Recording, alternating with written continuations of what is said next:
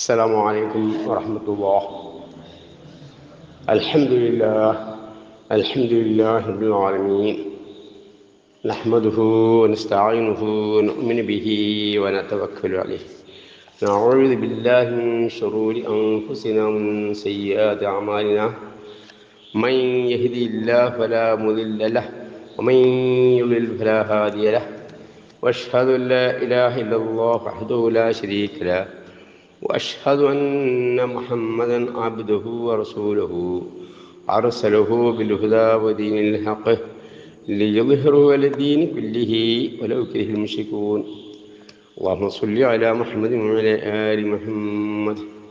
أما بعد، فإن خير الحديث كتاب الله، خير الهدي هدي محمد صلى الله عليه وسلم، وشر الأمور محدثاتها وكل محدثة بدعة وكل بدعة ضلالة.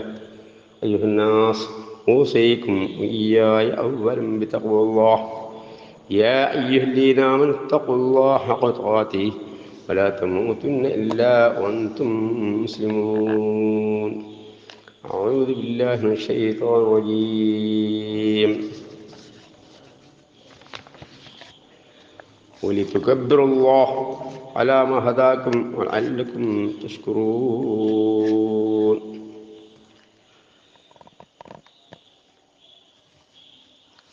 قال رسول الله صلى الله عليه وسلم: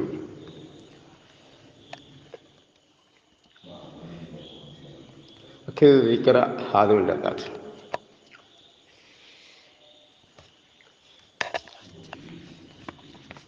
സുരഹാദരങ്ങളായ ശ്രോതാക്കളെ, നമ്മയൊക്കെ സൃഷ്ടിച്ച് സംരക്ഷിച്ചു കൊണ്ടിരിക്കുന്ന ഏകനും ആരാധകനും സർവ നാമ ഗുണവിശേഷങ്ങളുടെ ഉടമസ്ഥനുമായ പടച്ച തമ്പുരാൻ്റെ വിധിവിലക്കുകൾ ജീവിതത്തിൻ്റെ നാനാഭാഗങ്ങളിലും സൂക്ഷിച്ച് ജീവിക്കണമേ എന്ന് എന്നെയും നിങ്ങളെയും ഞാൻ ആദ്യമായി വസിയ്യത്ത് ചെയ്യുന്നു, അഥവാ ബലവത്തായി ഉപദേശിക്കുന്നു. ഇങ്ങനെ പറയുമ്പോൾ നാം മനസ്സിലാക്കേണ്ടത്, അല്ലാഹു തആല എന്തൊക്കെ കാര്യങ്ങളാണോ നബി സല്ലല്ലാഹു അലൈഹി വസല്ലം മുഖേന നമ്മളോട് വിരോധിക്കപ്പെട്ടിട്ടുള്ളത്, ആ കാര്യങ്ങൾ മുഴുവനും വിട്ടു നിൽക്കുക. ഒമാ നഹാക്കും അൻഹു ഫൻഹു. എന്തൊക്കെയാണോ വിരോധിച്ചിട്ടുള്ളത് അതൊക്കെ എന്ത് ചെയ്യുക? വിരമിക്കുക, അവസാനിപ്പിക്കുക. പിന്നെ ഒമ്മ ആത്തക്കും റസൂൽ ഹഖു, നബി സല്ലല്ലാഹു അലൈഹി വസല്ലം എന്തൊക്കെയാണോ കൊണ്ടുവന്നിട്ടുള്ളത് ഫർളായ കാര്യങ്ങളെ മുൻതൂക്കം നൽകുക, അതൊന്നും പൂർണ്ണമായും ജീവിതത്തിൽ പ്രാപ്തമാക്കുക.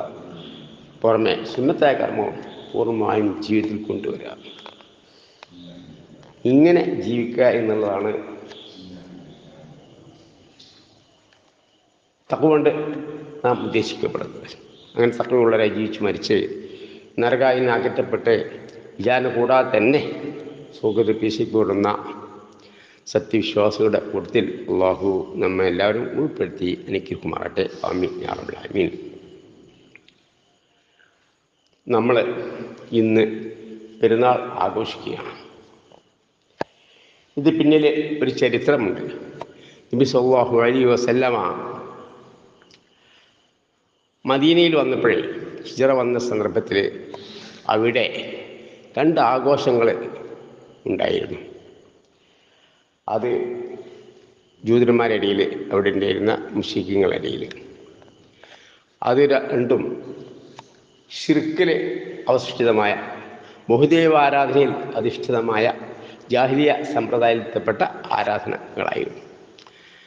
നബി സല്ലല്ലാഹു അലൈഹി വസല്ലം പറയുകയുണ്ടായി, അതിന് പകരമായി നിങ്ങൾക്ക് 2 ആഘോഷങ്ങൾ അല്ലാഹു തആല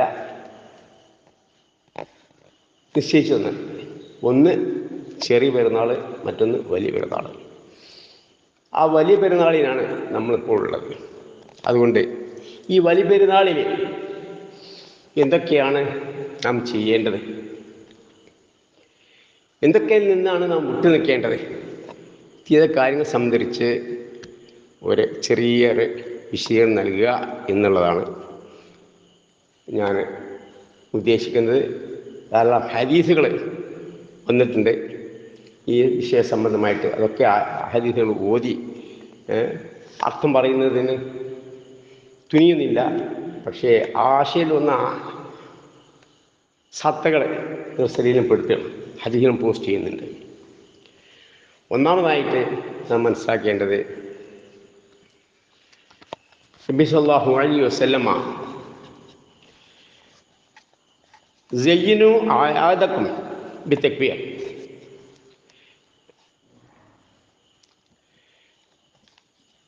ഇസ്ലാം പറയുകയുണ്ടായി, നിങ്ങൾ പെരുന്നാളുകൾ നിങ്ങൾ തക്ബീർ കൊണ്ട് അലങ്കരിക്കുക. ഇസ്ലാമിന് കൽപ്പനയാണ്. ദുൽഹജ്ജ് 9 മുതൽ അയ്യാമത്തെ ശരീഫിൻ്റെ അസർ വരെയാണ് തക്ബീർ ചൊല്ലേണ്ടത്. ആ തക്ബീർ എങ്ങനെയാണ് ചൊല്ലേണ്ടത് എന്നുകൂടി നാം മനസ്സിലാക്കേണ്ടതുണ്ട്. കാരണം ഈ വിഷയത്തിൽ ബിദ്അത്തുകൾ വരുന്നുണ്ട് നമ്മളെ ഇടയിൽ, മുസ്ലിം സമുദായത്തിൻ്റെ ഇടയിൽ. ആരും അതിനെ ഒഴിവാക്കി പറയാൻ പറ്റുകയില്ല എന്നാണ് എനിക്ക് മനസ്സിലായിട്ടുള്ളത്. ഇക്കാര്യങ്ങൾ പ്രത്യേകം ശ്രദ്ധിക്കണം. നമ്മളെ പള്ളികളിലും അതേപോലെ മറ്റുള്ള പള്ളികളും അതേപോലെ ഈദ്ഗാഹുകളിലൊക്കെ തന്നെ ഒരാൾ തക്ബീർ ചൊല്ലിക്കൊടുക്കുക, മറ്റുള്ള ആളുകൾ തക്ബീർ ചൊല്ലുക, ഇങ്ങനെ സമ്പ്രദായം നബി സല്ലല്ലാഹു അലൈഹി വസല്ലമയുടെ കാലത്തുണ്ടായിരുന്നില്ല. ആ തക്ബീറിൻ്റെ രൂപം പോലും നബി സല്ലല്ലാഹു അലൈഹി വസല്ലമ സഹാബിമാർക്ക് പഠിപ്പിച്ചു കൊടുത്തില്ല. അതാണ് പ്രധാനമായിട്ടുള്ളത്. ഇങ്ങനെയാണ് തക്ബീർ ചൊല്ലേണ്ടത്. ധാരാളം അമലുകൾ ഒക്കെ തന്നെ നബി സല്ലല്ലാഹു അലൈഹി വസല്ലം എന്ത് ചെയ്തിട്ടുണ്ട്, പഠിപ്പിച്ചു കൊടുത്തിട്ടുണ്ട്.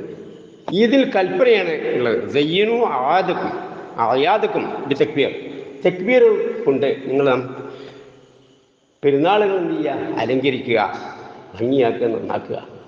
അപ്പോൾ ധാരാളമായ തക്ബീറുകൾ ചൊല്ലുന്നുണ്ട്. അപ്പോൾ സഹാബിമാരിൽ നിന്നും ഉള്ള റിപ്പോർട്ടാണ് നമുക്ക് സഹിയായി വന്നിട്ടുള്ളതാണ് നമുക്ക് നിലയിലുള്ളത്. അപ്പോൾ എങ്ങനെ ചൊല്ലണം, ഇങ്ങനെ സഹാബിമാർ ചൊല്ലിയിരുന്നത്, നമുക്കെങ്ങനെയൊക്കെ ചെല്ലാം, എങ്ങനെ ചൊല്ലിക്കൂടാ എന്നുള്ളതാണ് നാം മനസ്സിലാക്കേണ്ടത്. കാരണം നബി സ്വല്ലല്ലാഹു അലൈഹി വസല്ലം ശരിയിൽ പെടാത്തൊരു കാര്യം നമ്മൾ ചെയ്തു കഴിഞ്ഞാൽ അത് ബിദ്അത്താകും. ബിദ്അത്ത് ചെയ്താലോ അത് വലാലത്താണ്. ലാ യഖ്ബലുല്ലാഹു സാഹിബുൽ ബിദ്അത്തി സർഫു അലാ അജ്റ കമാ ഖാല റസൂലുള്ളാഹി സ്വല്ലല്ലാഹു അലൈഹി വസല്ലം. ബിദ്അത്ത് ചെയ്യുന്നവരിൽ നിന്ന് അല്ലാഹു തആല അവർ അമലുകളൊന്നും തന്നെ സ്വീകരിക്കില്ല. ഫർളാട്ടെ സുന്നത്താട്ടെ അമലുകളൊന്നും തന്നെ സ്വീകരിക്കില്ല എന്ന് അല്ലാഹു തആല പറഞ്ഞിട്ട്. ചില ബിദ്അത്തുകൾ കൂടിയാണ് ശിർക്കിലും ബിദ്അത്തിലും ഒക്കെ ശിർക്കിൽ എത്തിപ്പെടുന്നത്. അതുകൊണ്ട് തന്നെ എല്ലാ ശിർക്കൻ പ്രവർത്തനങ്ങളും ബിദ്അത്ത് തന്നെ. എന്നാൽ എല്ലാ ബിദ്അത്തിലും ശിർക്കല്ല, അതാണ് മനസ്സിലാക്കേണ്ടത്. അപ്പോൾ ഈ വിഷയം ശിർക്ക് നമുക്ക് പറഞ്ഞുകൂടാ. കാരണം എന്ത്, ഒരാൾ ചൊല്ലിക്കൊടുക്കുക, ചിലപ്പോൾ സ്പീക്കറിലൂടെ ആയിരിക്കും മറ്റൊരാൾ ചൊല്ലുക. ഇങ്ങനെ സമ്പ്രദായം അതിന് ശിർക്കില്ലായി. പക്ഷെ എന്താണ്, നബി സല്ലല്ലാഹു അലൈഹി വസല്ലം ശരിയിൽ അങ്ങനെയല്ല. എവിടെ നമുക്ക് തെളിവ് കിട്ടിയത്? നബി സല്ലല്ലാഹു അലൈഹി വസല്ലമയിൽ നിന്നും എങ്ങനെയാണ് തക്ബീർ ചൊല്ലേണ്ടത് എന്നുള്ള ആ വാക്കുകൾ, ആ പദങ്ങൾ നമുക്ക് കിട്ടിയില്ല.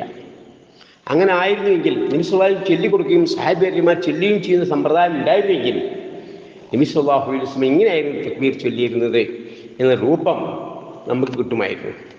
സല്ലല്ലാഹു അലൈഹി വസല്ലം എന്ത് പറഞ്ഞു? ധാരാളം തക്ബീറുകൾ ചൊല്ലുക. വലിയതക്ബിറുല്ലാഹ് അലാ മാ ഹദാക്കും, നിങ്ങളെ അല്ലാഹു തആല സന്മാർഗത്തിലാക്കിയ കാരണത്താൽ നിങ്ങൾ എന്ത് ചെയ്യുക, അല്ലാഹു ധാരാളമായി തക്ബീറുകൾ ചൊല്ലുക. ലഅല്ലക്കും തശ്കുറൂൻ, നിങ്ങൾ നന്ദിയുള്ളവരായേക്കാം. അതുകൊണ്ട് എങ്ങനെ തക്ബീർ ചൊല്ലണം എന്നുള്ള വിഷയത്തെ സംബന്ധിച്ചാണ് നമ്മൾ ശ്രദ്ധയിൽപ്പെടുത്തുന്നത്. സഹാബിമാരിൽ നിന്നും റിപ്പോർട്ട് ചെയ്യപ്പെട്ടിട്ടുണ്ട്.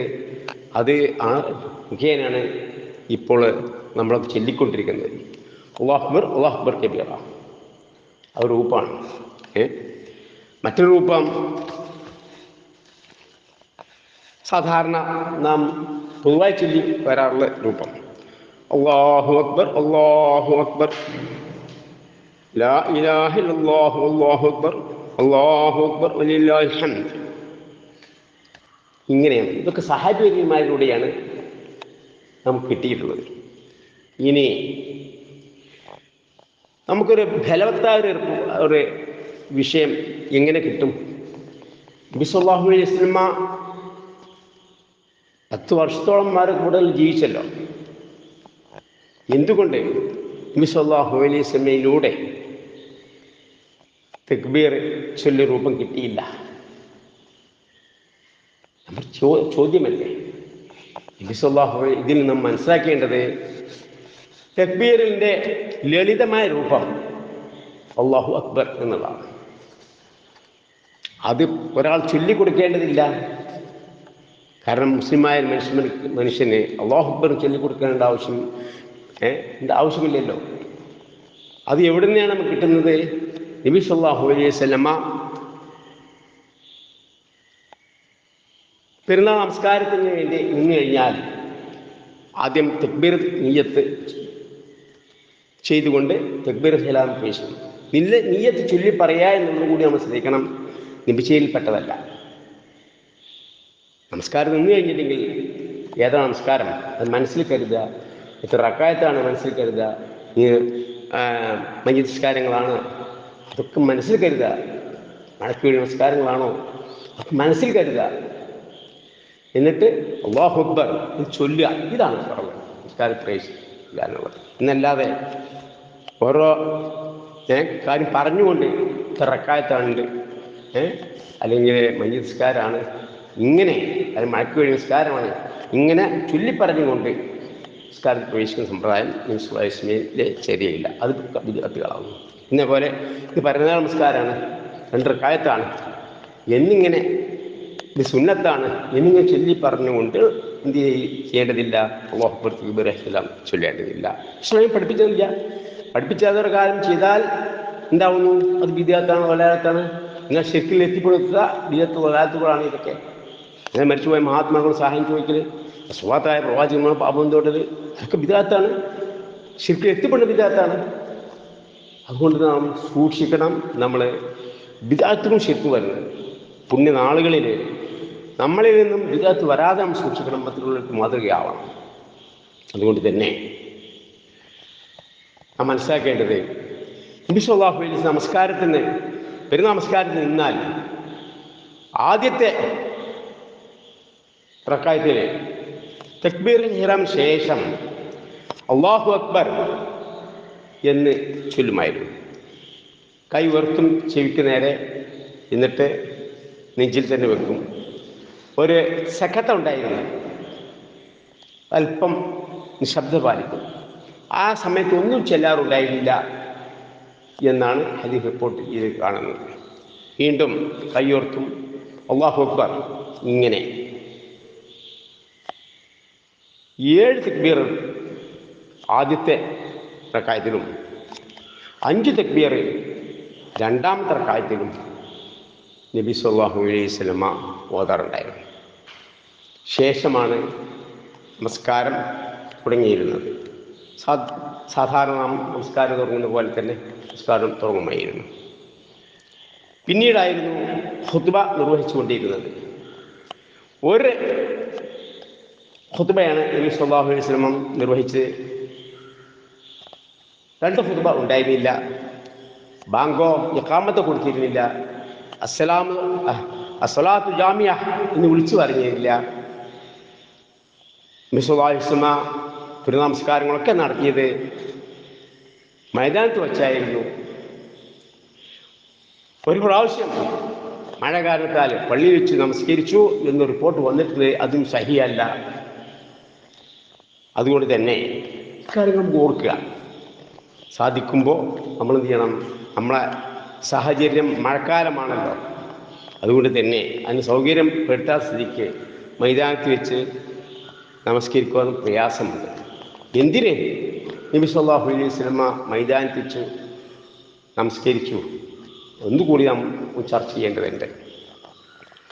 പറഞ്ഞുകൊണ്ടിരിക്കുന്ന വിഷയം അപ്പോൾ അല്ലാഹു അക്ബർ, അല്ലാഹു അക്ബർ, അല്ലാഹു അക്ബർ, ഇതാണ് നബി സല്ലല്ലാഹു അലൈഹി വസല്ലമയുടെ നമുക്ക് സഹിയായി വന്നിട്ടുള്ളത്. നബി സല്ലല്ലാഹു അലൈഹി വസല്ലമ തക്ബീറുകൾ കൊണ്ട് നിങ്ങൾ അലങ്കരിക്കുക എന്ന് പറഞ്ഞു. അപ്പോൾ ലളിതമായ തക്ബീർ ഇതാരും ചൊല്ലിക്കൊടുക്കുന്ന ആവശ്യമില്ലല്ലോ. അതേപോലെ തന്നെ ഖുതുബ നടന്നുകൊണ്ടിരിക്കുന്ന സന്ദർഭത്തിലും ധാരാളമായി തക്ബീറുകൾ ചൊല്ലിയിരുന്നു. അതൊക്കെ തന്നെ അല്ലാഹു അക്ബർ, അല്ലാഹു അക്ബർ എന്നാണ്. പിന്നീട് ഹജ്ജിനും ഉംറയ്ക്കൊക്കെ പോയ ആളുകളൊക്കെ തന്നെ അറഫാ ദിനം മുതൽ അറഫയിലും അതേപോലെ തന്നെ അവരുടെ മിനായിലും ഒക്കെ തന്നെ അവരുടെ കൂടാരങ്ങളിലും ഒക്കെ തന്നെ അയ്യാമത്ത് ശരീഅത്തിൻ്റെ അവസാനത്തെ ദിവസം വരെ തക്ബീറുകൾ ചൊല്ലിയിരുന്നു. അതൊക്കെ നമ്മൾ ഓർക്കുക. നാമും എന്ത് ചെയ്യുക, ആ കാലയളവിൽ ധാരാളമായി തക്ബീറുകൾ ചൊല്ലുക. അതിൻ്റെ സ്വഹീഹായ രൂപങ്ങൾ, ലളിതമായ രൂപങ്ങൾ മനസ്സിലാക്കുക. നബി സല്ലല്ലാഹു അലൈഹി വസല്ലം ചര്യ എപ്രകാരമായിരുന്നു അപ്രകാരം അതിൽ മുൻകടക്കാൻ പാടില്ല. യാ അയ്യുഹല്ലദീന ആമനൂ ലാ തുഖദ്ദിമൂ ബൈന യദയില്ലാഹി വറസൂലിഹി വത്തഖുല്ലാഹ്. സത്യവിശ്വാസികളെ, നിങ്ങൾ അല്ലാഹുവിന്റെ പ്രവാചകൻ മുൻകടന്നു പ്രവർത്തിക്കണം. നബി സല്ലല്ലാഹു അലൈഹി വസല്ലമയെ മുൻകടക്കാൻ പാടില്ല. എങ്ങനെയാണ് പഠിപ്പിച്ചു തന്നത്, എങ്ങനെയാണ് കൽപ്പന, അതെന്ത് ചെയ്യും പാർത്തുമാക്കുക. ആ കൽപ്പന എങ്ങനെയാണോ സഹാബികൾ പാർത്തുമാക്കി, അതല്ലേ പറയും മാ അന അലൈഹി വസഹബി, ഞാൻ എൻ്റെ സേവത്വം ഏതൊരു മാർഗത്തിലാണോ ആ മാർഗം. ഇനി നമുക്ക് സംശയാസ്പദമായ ഒരു കാര്യം വന്നാലോ അവിടെ നിർത്തിവെക്കുക. ഇപ്പം നബി സല്ലല്ലാഹു അലൈഹി വസല്ലമയിൽ നിന്നും വന്നിട്ടുള്ളത് തക്ബീർ അല്ലാഹു അക്ബർ, അല്ലാഹു അക്ബർ, അല്ലാഹു അക്ബർ എന്നാണല്ലോ. എന്നല്ലാതെ ഇപ്പോൾ നമ്മൾ ചൊല്ലി വരാറുള്ള അല്ലാഹു അക്ബർ, അല്ലാഹു അക്ബർ, അല്ലാഹു അക്ബർ കബീറ എന്ന് നബി സല്ലല്ലാഹു അലൈഹി വസല്ലം ചൊല്ലിയ റിപ്പോർട്ടില്ലല്ലോ എന്നയാൾ ചിന്തിക്കുകയാണ്. മറ്റൊരു സാരി മുഖേന റിപ്പോർട്ട് വന്ന അല്ലാഹു അക്ബർ, അല്ലാഹു അക്ബർ, ലാ ഇലാഹ ഇല്ലല്ലാഹു അല്ലാഹു അക്ബർ, അല്ലാഹു അക്ബർ വലിൽ ഹംദ് എന്നിങ്ങനെയും നബി സല്ലല്ലാഹു അലൈഹി വസല്ലമയിൽ നിന്നും വന്നിട്ടില്ലല്ലോ. അത് സഹാബിമാരിലൂടെ വന്നതാണല്ലോ എന്ന നിലയ്ക്ക് അത് നമ്മൾക്ക് ചൊല്ലണം വേണ്ടേ സംശയിച്ചാൽ അവിടെ നിർത്തിയിട്ട് അല്ലാഹു അക്ബർ, അല്ലാഹു അക്ബർ, ഇത് നബി സല്ലല്ലാഹു അലൈഹി വസല്ലം നമുക്ക് മാതൃക കാണിച്ചതാണല്ലോ. നമസ്കാരം എങ്ങനെയാണ് തുടങ്ങിയിരുന്നത്? ആദ്യത്തെ റക്അത്തിൽ ഒന്നാമത്തെ തക്ബീറിന് ശേഷം 7 രണ്ടാമത്തിൽ 5 ചൊല്ലി പഠിപ്പിച്ചതെന്നല്ലോ. അതേപോലെ തന്നെ ഖുതുബയിലൂടെ ധാരാളം പ്രാവശ്യം അല്ലാഹു അക്ബർ, അല്ലാഹു അക്ബർ ഇടയ്ക്കിടയ്ക്ക് ഇങ്ങനെ ചൊല്ലി പഠിപ്പിച്ചതെന്നല്ലോ. അവിടെ നിൽക്കുക, അതാണ് നമ്മൾ ചെയ്യേണ്ടത്. അതേപോലെ തന്നെ ഈ വിഷയത്തിൽ ചൊല്ലിക്കൊടുക്കുക. വീട്ടിൽ നിന്നാവട്ടെ, അല്ലെങ്കിൽ പള്ളിയിൽ നിന്നാവട്ടെ, അല്ലെങ്കിൽ മൈക്ക് കെട്ടിക്കൊണ്ടാവട്ടെ, ഇങ്ങനെ ഒരു അനൗൺസ്മെൻറ്റ് നടത്തുക. അതിൻ്റെ ആവശ്യം ഇല്ല. അങ്ങനെ വിശ്വാസം ശരിയില്ല എന്നാണ് ഒന്നാമതായിട്ട് എനിക്ക് നിങ്ങളോട് പറയേണ്ടത്. നാം സംശയിക്കേണ്ടിയിരിക്കുന്നു വിദ്യാർത്ഥിയാകുമോ എന്ന വിഷയത്തിൽ. അപ്പോൾ വിദ്യാർത്ഥിയാണോ സംശയിച്ചാൽ അത് നിർത്തണം. എന്നിട്ട് സഹിയായി വന്ന് രൂപം അത് സ്വീകരിക്കണം. അതാണ് വേണ്ടത് എന്നുള്ളതാണ് ഒന്നാമതായി ഈ വിഷയത്തിൽ നിങ്ങളോട് എനിക്ക് പറയാനുള്ളത്. രണ്ടാമതായി നബി സല്ലല്ലാഹു അലൈഹി വസല്ലമ പള്ളിയിൽ വെച്ചായിരുന്നില്ല നമസ്കരിച്ചിരുന്നത്, മൈതാനത്ത് വെച്ചായിരുന്നു നമസ്കരിച്ചിരുന്നു. എന്താണ് ഇതിൻ്റെ പ്രാധാന്യം കൂടി മനസ്സിലാക്കുക. അൻ ഉമ്മി അത്തിയ റളിയല്ലാഹു അൻഹാ ഖാലത് ഉമിർന അൻ നുഖ്രിജൽ അവാതിക വൽ ഹയ്യദ ഫിൽ ഈദൈനി യശ്ഹദന الخير ودعوة المسلمين ويعتزلوا الحيض المصلى. മുത്തഫഖ് അലൈഹി. ബുഖാരി മുസ്ലിം റിപ്പോർട്ട് ചെയ്ത ഹദീസാണ്. ചുരുക്കമായ ആശയം ഉമ്മ അത്തിയ റളിയല്ലാഹു തആല അൻഹ പറയാണ്, നബി സല്ലല്ലാഹു അലൈഹി വസല്ലം ഞങ്ങളോട് കൽപ്പിക്കപ്പെട്ടിരുന്നു. എന്തിന്? കന്യകളെയും ആർത്തവകാരികളെയും മൈതാനത്തേക്ക്, ഏത് നമസ്കാരത്തിലേക്ക്, മുസല്ലയിലേക്ക് കൊണ്ടുപോകുവാനായി ഞങ്ങളോട് കൽപ്പിച്ചിരുന്നു. എന്തിന്? പള്ളിയിലേക്കല്ല കേട്ടോ, പള്ളിയിലായിരുന്നില്ല നമസ്കരിച്ചിരുന്നത്, മുസല്ലയിലേക്ക് കൊണ്ടുപോകാൻ കൽപ്പിച്ചിരുന്നു. ഞങ്ങൾ ആജ്ഞാപിക്കപ്പെട്ടു എന്നോട് ഞങ്ങളോട് കൽപ്പിച്ചിരുന്നു. സ്ത്രീകളെ, കന്യകളായ സ്ത്രീയും ആത്മകാരികളെയും കൊണ്ടുപോകണം. എന്നിട്ടോ അവരെ അതിലെയും രണ്ടുപേരുന്നാളുകൾ യക്ഷാന ഹൈറ് നല്ല നല്ല കാര്യങ്ങളെ അത് സാക്ഷിയാവട്ടെ. അത് ദഅവത്തുൽ മുസ്ലിമീങ്ങളുടെ പ്രാർത്ഥനയും എന്താവട്ടെ, ഹാജരാവട്ടെ. വഅജ്സുൽ ഹയ്യള മുസല്ല, ഹയ്യവ് അർത്ഥകാരികൾ നമസ്കാര സമയം മാറി നിൽക്കണം. മുസല്ലി മറ്റുള്ള എല്ലാ ദിക്ർ ദുആകളിലൊക്കെ തന്നെ അവരെന്ത് ചെയ്യണം, പങ്കാളികളാവണം. അത് പള്ളിയാവുമ്പോൾ സൗകര്യപ്പെടുകയില്ല. അതുകൊണ്ടായിരിക്കാം നബി സല്ലല്ലാഹു അലൈഹി വസല്ലം പിന്നെ നമസ്കാരങ്ങളൊക്കെ തന്നെ മൈതാനത്ത് വെച്ച് നമസ്കരിച്ചത്. അക്കാര്യമാണ് നാം പ്രധാനമായി മനസ്സിലാക്കേണ്ടത്. അതുകൊണ്ട് അക്കാര്യത്തിൽ നമ്മൾ എന്ത് ചെയ്യണം, നമ്മളൊരു ശ്രദ്ധ വേണം. മൈതാനത്താണ് എങ്കിൽ നമ്മളെ എല്ലാവരും കൂടി വീടടക്കം, കുട്ടികളടക്കം, പെണ്ണുങ്ങളടക്കം കുട്ടികളടക്കം എന്ത് ചെയ്യണം, മൈതാനത്തിൽ കൊണ്ടുപോകണം. പള്ളിയിലാവുമ്പോഴേ നമ്മുടെ സാഹചര്യം അനുസരിച്ച് നമ്മുടെ കാലാവസ്ഥ അനുവദിക്കാത്ത സന്ദർഭങ്ങളിൽ നമ്മൾ എന്ത് ചെയ്യണം, അനുവാദമുള്ളവരെ നമ്മൾ കൊണ്ടുപോകണം. കാര്യത്തിൽ നമുക്ക് എന്ത് വേണം, ഒരു സ്ട്രിക്റ്റ് ഉണ്ടാവണം. പിന്നീട് നാം മനസ്സിലാക്കേണ്ടത്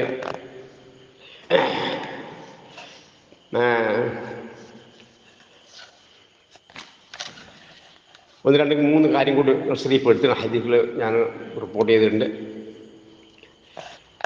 നബി സല്ലല്ലാഹു അലൈഹി വസല്ലമയുടെ കാലഘട്ടങ്ങളിൽ സ്ത്രീകൾ പള്ളിയിൽ പോകാറുണ്ടായിരുന്നല്ലോ. അപ്പോൾ ആ സ്ത്രീകൾ എന്ത് ചെയ്യുന്നു,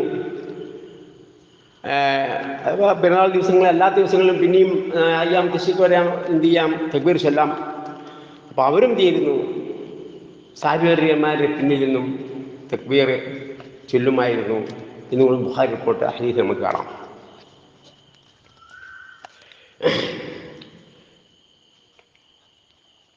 അതൊക്കെ വളരെ ശ്രദ്ധേയമായ കാര്യങ്ങളാണ്. പെണ്ണുങ്ങളെ പള്ളിയിൽ കൊണ്ടുവരേണ്ടതില്ല, വീട്ടിൽ നിസ്കരിച്ചാൽ മതി, ഉത്തമമാണ്, ചർച്ചയിലേക്ക് പോകുന്നില്ല. ബുഖാരി ഉദ്ധരിച്ച ഹദീസിൽ ഇങ്ങനെ വന്നിട്ടുണ്ട്. എന്ത് ചെയ്യുന്നു, രാത്രിയിൽ പോലും അവരെന്ത് ചെയ്യുന്നു, സമ്മതം ചോദിച്ചാൽ കൊടുക്കണം. പെരുന്നാൾ ദിനങ്ങളിൽ ഒന്നാമത്തെ പെരുന്നാൾ മധ്യാഹ്നത്താണല്ലോ, ശേഷമുള്ള അയ്യാം തശ്രീഖ് ദിനങ്ങളിൽ നമസ്കാര ശേഷം സഹാബിമാർ ചൊല്ലിക്കൊടുക്കുകയല്ല, ആ കൂട്ടത്തിൽ സ്ത്രീകളും എന്ത് ചെയ്തിരുന്നു, തക്ബീർ ചൊല്ലിയിരുന്നു എന്നുള്ളതാണ് ഹദീസ് വന്നിട്ടുള്ളത്. അതേപോലെ തന്നെ പെരുന്നാൾ നമസ്കാരത്തിന് നാം പുറപ്പെടുമ്പോഴേ നമുക്ക് പുതിയ വസ്ത്രം ഉണ്ടെങ്കിൽ അതായിരിക്കണം നാം ധരിക്കേണ്ടത്, അല്ലെങ്കിൽ ഏറ്റവും നല്ല ഭംഗിയുള്ള വസ്ത്രമായിരിക്കണം നാം ധരിക്കേണ്ടത്. അതായിരുന്നു നബി സല്ലല്ലാഹു അലൈഹി വസല്ലമയുടെ പതിവ്. മാത്രം പുതിയ വസ്ത്രമാണെങ്കിൽ പ്രാർത്ഥന, അല്ലാഹുമ്മ ലക്കൽ ഹംദ് അൻത കസൗതനീഹി അസ്അലുക ഖൈറഹു ഖൈറ മാ സുനിഅ ലഹു വഅഊദു ബിക ശർറഹു വശർറ മാ സുനിഅ ലഹു. ചുരുക്കം പറഞ്ഞാൽ ഇതിൻ്റെ ഈ വസ്ത്രത്തിൻ്റെ ഹൈറ്, എന്തൊരു ഹൈറിന് വേണ്ടിയാണോ ഈ വസ്ത്രം നിർമ്മിക്കപ്പെട്ടില്ല, ഹൈറിന് ഞാൻ ചോദിക്കുന്നു, എന്തൊരു ഷെറിന് വേണ്ടിയാണോ ഈ വസ്ത്രം നിർമ്മിക്കപ്പെട്ടത്, ഷെറിന് രക്ഷത്തിടുന്നുള്ള പ്രാർത്ഥന. സാധാരണ നമ്മൾ വസ്ത്രം ധരിക്കാനുള്ള പ്രാർത്ഥന അത് വേറെ ഉണ്ടല്ലോ. അത് എന്ത് ചെയ്യണം, അതും നമ്മൾ ഓർമ്മ വേണം. പെരുന്നാളിന് പുതുവസ്ത്രം ധരിക്കുകയാണെങ്കിൽ ഇങ്ങനെ പ്രാർത്ഥന വിശ്വാസം ചെയ്യുമായിരുന്നു. ഈ പുതുവസ്ത്രം ഇല്ലാത്തവരെ ഏറ്റവും നല്ല വസ്ത്രം ആണ് ധരിക്കേണ്ടത് എന്ന് കൂടി കൊടുക്കുക. പിന്നീട് നമസ്കാരത്തിന് ചെറിയ പെരുന്നാളിന് നബി സല്ലല്ലാഹു അലൈഹി വസല്ലം ഭക്ഷണം കഴിച്ചായിരുന്നു പോയിരുന്നത്, വലിയ പെരുന്നാളിന് ഭക്ഷണം കഴിക്കാതെയായിരുന്നു പോയിരുന്നത്, അതുകൂടി ഓർക്കുക. ചെറിയ കാര്യങ്ങളാണെങ്കിൽ കൂടി നമുക്ക് ഇതൊക്കെ എന്തുണ്ട്, ധാരാളം മാതൃകകളുണ്ട്. പിന്നീട് പോയ വഴിയിലായിരുന്നില്ല തിരിച്ചു വന്നിരുന്നത്, അക്കാര്യങ്ങൾ ഓർക്കുക. കൂടുതൽ ആളുകളായിട്ട് ബന്ധപ്പെടുവാനും മുലാഖാത്ത് ചെയ്യുവാനും ഒക്കെ ആയിരുന്നു അങ്ങനെ ചെയ്തിരുന്നത് എന്നാണ് മനസ്സിലാകുന്നത്. അതേപോലെ തന്നെ കണ്ടുമുട്ടുമ്പോൾ തഖബ്ബലല്ലാഹു മിന്നാ വമിൻക എന്നാണ് നമ്മൾ പറയേണ്ടത്. പരസ്പരം സാഹചര്യങ്ങൾ പറഞ്ഞിരുന്നു. പലപ്പോഴൊക്കെ നമ്മൾ ഈദ് മുബാറക്ക് എന്നൊക്കെ ചിലർ പറയാറുണ്ട്. കുല്ലു ആം ഖൈർ എന്നിങ്ങനെയൊക്കെ പറയാറുണ്ട്. പക്ഷേ സാഹിബന്മാർ ഇങ്ങനെയായിരുന്നു പരസ്പരം കണ്ടുമുട്ടുമ്പോൾ പറഞ്ഞിരുന്നത്. ഇതൊക്കെ നമ്മൾ എന്ത് ചെയ്യണം, മനസ്സിലാക്കണം. സല്ലല്ലാഹു അലൈഹി വസല്ലമയുടെ കാലഘട്ടത്തിൽ സാഹിബന്മാർ കാന അസ്ഹാബു നബി സല്ലല്ലാഹു അലൈഹി വസല്ലം ഇദാ ഇൽതഖൗ യൗമൽ ഈദ് യഖൂലു ബഅദുഹും ലിബഅദ് തഖബ്ബലല്ലാഹു മിന്നാ വമിൻക. അതാണ് ഹദീസ് പോസ്റ്റ് ചെയ്തിട്ടുണ്ട്. അതൊക്കെ ഇത്തരം കാര്യങ്ങൾ എന്ത് ചെയ്യുക, നമ്മൾ മനസ്സിലാക്കണം, മറ്റുള്ളവർക്ക് പഠിപ്പിച്ചു കൊടുക്കണം. പിന്നീട് പുണ്യകർമ്മങ്ങളൊക്കെ ദാനധർമ്മങ്ങൾ ചെയ്യുക എന്നുള്ളത് പുണ്യകർമ്മമാണ്. വിശ്വാസമ ഹുത്ബ നിർവഹിച്ചതിന് ശേഷം ആദ്യം 2 റക്അത്ത് നമസ്കരിക്കും, പിന്നീട് ഹുത്ബ നിർവഹിക്കും. ഒരു ഹുത്ബയാണ് നിർവഹിച്ചിരുന്നത്. ശേഷം പ്രാർത്ഥിക്കും. ശേഷം എന്ത് ചെയ്യുന്നു, ദാനധർമ്മങ്ങൾ സ്വീകരിക്കും. കാര്യങ്ങളൊക്കെ ഹദീസുകൾ റിപ്പോർട്ട് ചെയ്യപ്പെട്ടിട്ടുണ്ട്. നമ്മളെ അടുത്ത കുടുംബം ബന്ധമൊക്കെ എന്ത് ചെയ്യുക, ഒരു ബന്ധം, അയൽവാസികൾ കുടുംബാംഗങ്ങൾ രോഗമായി കിടക്കുന്നതായിട്ട് എന്ത് ചെയ്യുക, നമ്മൾ ബന്ധം സ്ഥാപിക്കുക. പിന്നെ ആ ദിവസങ്ങളിൽ ബന്ധക്കാർക്ക് നമ്മൾ ചെയ്യാൻ ഉറപ്പിലുള്ള നന്മകൾ ചെയ്യുക, പുണ്യകർമ്മങ്ങൾ അങ്ങനെ ചെയ്യുക. പിന്നെ ഉദയത്തിൻ്റെ കാര്യം പറയേണ്ടതില്ലല്ലോ. കാര്യങ്ങളൊക്കെ ഞാൻ ഊന്നൽ നൽകുന്നില്ല, അതൊക്കെ നമുക്കറിയാവുന്ന വിഷയമാണ്. ഹറാമായ കാര്യങ്ങളിൽ നിന്നൊക്കെ നമ്മൾ എന്ത് വിട്ടുവെക്കണം. നമ്മൾ ഇപ്പോഴീ പെരുന്നാളിന് ഒക്കെ നമ്മൾ മുടി വെട്ടുമ്പോഴും നമ്മൾ കുട്ടികൾക്ക് മുടി വെട്ടി കൊടുക്കുമ്പോഴൊക്കെ തന്നെ നമ്മൾ പ്രത്യേകം ശ്രദ്ധിക്കേണ്ടതുണ്ട്. ഒരു ഗൗരവപ്പെട്ട ഒരു കാര്യമാണ്. അതെന്താവുന്നു, ഖസാഇ ആ രൂപത്തിലാണ് നബി സല്ലല്ലാഹു അലൈഹി വസല്ലം വിരോധിച്ച ജാഹിലിയ്യ സമ്പ്രദായത്തിലൂടെ ഇപ്പോൾ എന്ത് ചെയ്യുന്നു, എത്തിപ്പെട്ടിട്ട് സൈഡ് കെട്ട് എന്നൊക്കെ പറയാം. അത് ഖസാഇ എന്നാണ് അറബിയിൽ പേര് പറയാം. അത് ജാഹിലിയ്യ സമ്പ്രദായമാണ്. കുടുംബ എന്നൊക്കെ പറയും. അത് ഇതിനെ സംബന്ധിച്ച് വിശദീകരിക്കപ്പെട്ടിട്ടുണ്ട്. ഹദീസ് ഞാൻ പോസ്റ്റ് ചെയ്യാം ഇൻഷാ അല്ലാഹ്.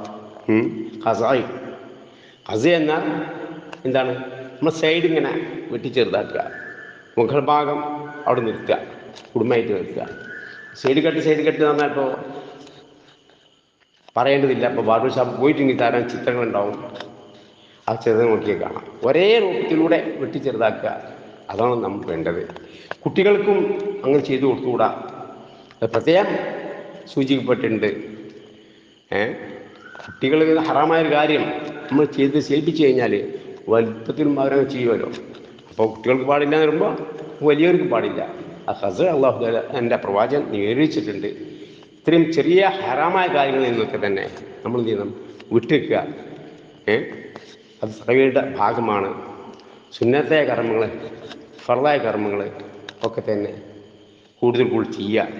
ഖുർആൻ പഠിപ്പിക്കുക എന്നുള്ളത് നമുക്കെപ്പോഴും ഫർളായ ഒരു കാര്യമാണ്. 5 വക്ത് നമസ്കാരം നിർബന്ധമാക്കപ്പെട്ടത് വരെ 13 വർഷക്കാലം നബി സല്ലല്ലാഹു അലൈഹി വസല്ലം സാഹിബന്മാർക്ക് ഖുർആൻ ഓതി കേൾപ്പിച്ചുകൊണ്ട് ശുദ്ധീകരിക്കുകയായിരുന്നു. ശിർക്കിൽ നിന്നും അതേപോലെ തന്നെ ആചാരങ്ങളിൽ നിന്നും ശുദ്ധീകരിക്കുകയായിരുന്നു. നല്ല കാര്യങ്ങൾ പഠിപ്പിച്ചു കൊടുക്കുന്നു. നമസ്കാരം പോലും നിർബന്ധമാക്കിയിരുന്നത് 13ാമത്തെ വർഷമാണ്. ഓർക്കുക, അത് ഫർളാണെന്ന കാര്യം വിശ്വാസമ പഠിപ്പിച്ചു തന്നത്. തലബുൽ ഇൽമി ഫരീദത്തുൻ അലാ കുല്ലി മുസ്ലിമിൻ വമുസ്ലിമ. എല്ലാ ആണുങ്ങൾക്കും ഇൽമ് തേടുക എന്നുള്ളത് ഫർളാണ്. അത് നിർബന്ധമാണ്. എന്താണ്, ഖുർആനും ഹദീസുമാണ് ഫർള്.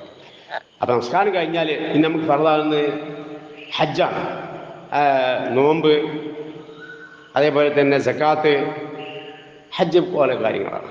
അപ്പം സക്കാത്ത് അത് നമ്മൾ കൊടുക്കണം. കൊല്ലത്ത് വർഷത്തിൽ ഒരിക്കലുള്ള സക്കാത്ത് കൊടുക്കണം. നോമ്പ് വർഷത്തിൽ ഒരിക്കലുള്ള റമദാൻ നിർബന്ധം. ഹജ്ജ് ഈദ് ഒരിക്കലാണ്. എന്നാൽ 5 വക്ത് നമസ്കാരങ്ങൾ, നിർബന്ധ നമസ്കാരങ്ങൾ പള്ളിയിൽ വെച്ച് ജമാഅത്തായി നമസ്കരിക്കാൻ പറ്റുന്നവർ അങ്ങനെ നമസ്കരിക്കുക. അത് ഫർളാണല്ലോ. ഫർള ആമലുകൾ ചെയ്യുന്ന അത്ര കൂലി സുന്നത്തായ നമുക്ക് കിട്ടൂല. അല്ലാഹു തആല എൻ്റെ പ്രവാചകൻ നമുക്ക് അക്കാര്യം പഠിപ്പിച്ചു തന്നത്. ഫർള് കൊണ്ടാണ് ഒരടിമ അള്ളാഹുലേക്ക് ഏറ്റുമടുക്കുക. പിന്നീട് സുന്നത്തായ കർമ്മങ്ങൾ കൊണ്ട് അടുത്തുകൊണ്ടേയിരിക്കും. അപ്പോഴാണ് ഫർളിൽ എന്തെങ്കിലും പോരായ്മയുണ്ടെങ്കിൽ അതുകൊണ്ട് പരിഹരിക്കപ്പെടുക. അങ്ങോട്ട് പോവുകയല്ലേ ഞാൻ പറഞ്ഞു കൊണ്ടുവന്നത്. ഫർള നമസ്കാരം 5 വക്ത് നിത്യത്തിൽ നമുക്ക് എന്താണ് നിത്യജീവിതത്തിലുള്ളത് 5 വക്ത് നമസ്കാരമാണ് ഫർള്.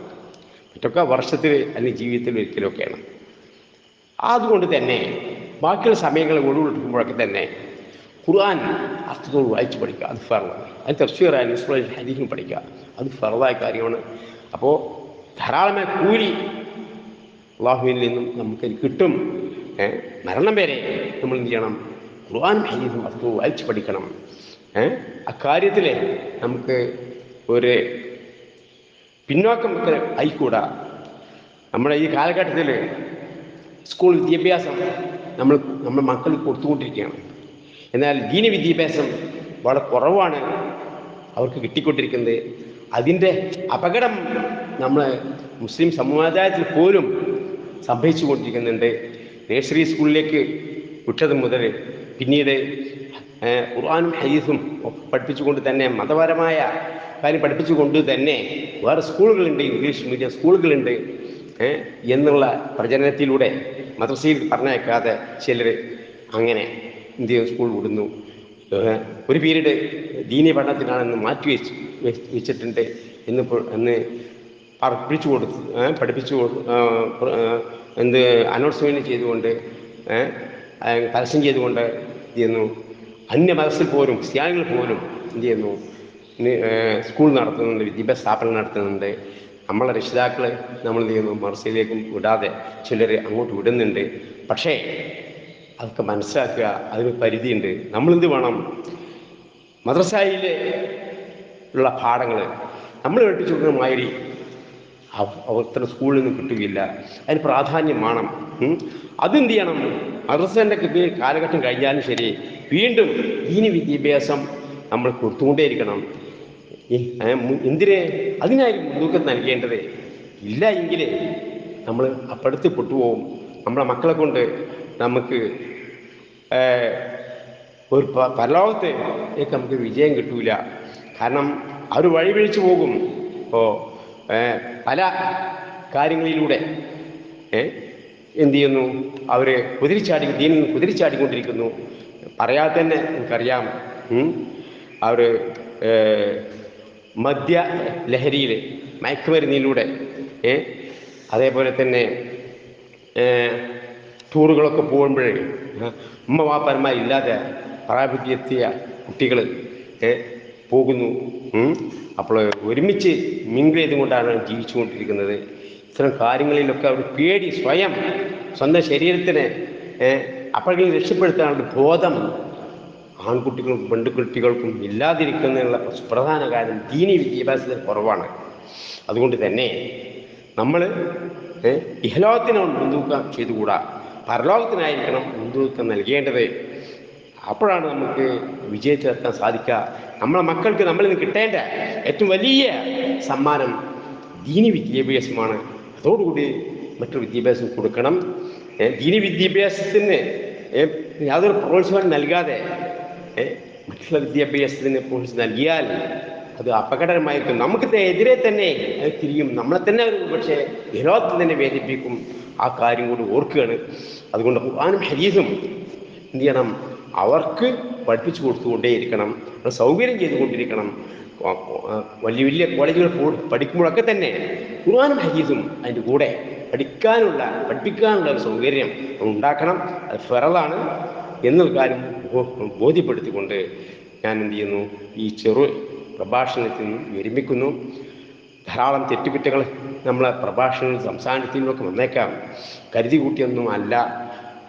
അങ്ങനെ വന്നു പോയിട്ടുണ്ടെങ്കിൽ അള്ളാഹു നമുക്ക് പുറത്തു തരട്ടെ.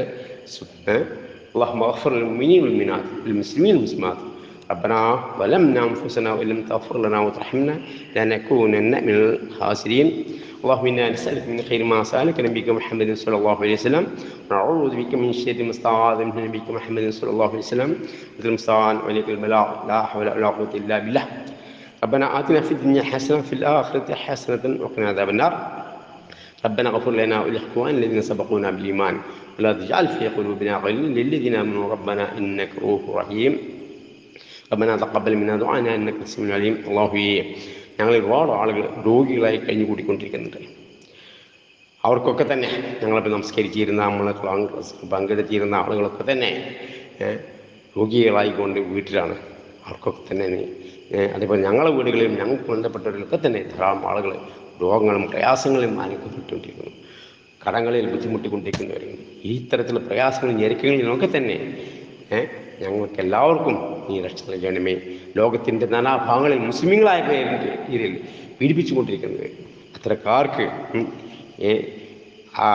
അല്ലാഹുവേ നീ അത്തരത്തിലുള്ള ആക്രമണങ്ങളിൽ നിന്ന് രക്ഷ നൽകുകയും പീഡിപ്പിച്ചുകൊണ്ടിരിക്കുന്ന സന്ദർഭത്തിൽ ക്ഷമ ഉൾക്കൊള്ളുവാനുള്ള സന്മനസ് കൊടുക്കുകയും ചെയ്യണമേ.